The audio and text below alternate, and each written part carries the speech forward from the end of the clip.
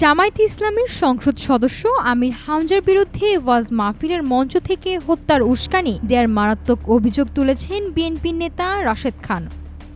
নিজের ফেসবুক পেজে দেয়া এক পোস্টে তিনি দাবি করেছেন, বিভিন্ন টক শোতে আমির হামজার রাজনৈতিক ভূমিকা নিয়ে কথা বলাতেই তার ওপর ক্ষিপ্ত হয়েছেন এই জামায়াত নেতা।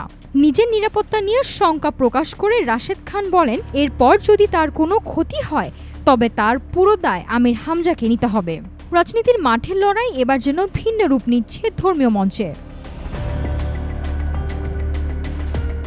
টকশোর চেনা মুখ ও বিএনপি নেতা রাশেদ খানের অভিযোগ, এক ওয়াজ মাহফিলে তার পরিবারকে আওয়ামী লীগের তকমা দিয়ে আমির হামজা এমন কিছু মন্তব্য করেছেন যা তাকে উগ্রবাদী গোষ্ঠীর সামনে টার্গেট পরিণত করতে পারে।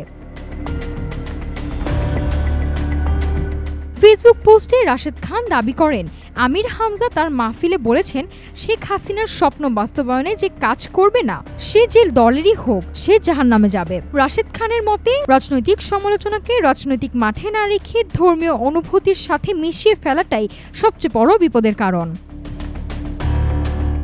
রাশেদ খান আরও মনে করেন, টকশোতে আমির হামজার অতীত রাজনৈতিক কর্মকাণ্ড তুলে ধরার কারণেই ব্যক্তিগত ক্ষোভ থেকে তাকে এই বক্তব্যের লক্ষ্যবস্তু বানানো হয়েছে।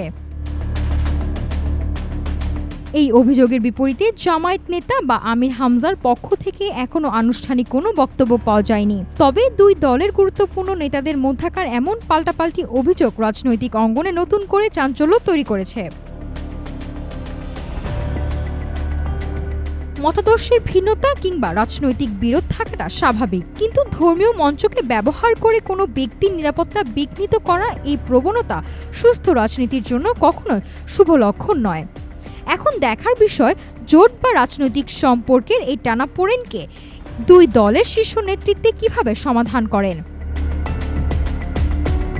নাফিসা সামিয়া, ঢাকা টুডে।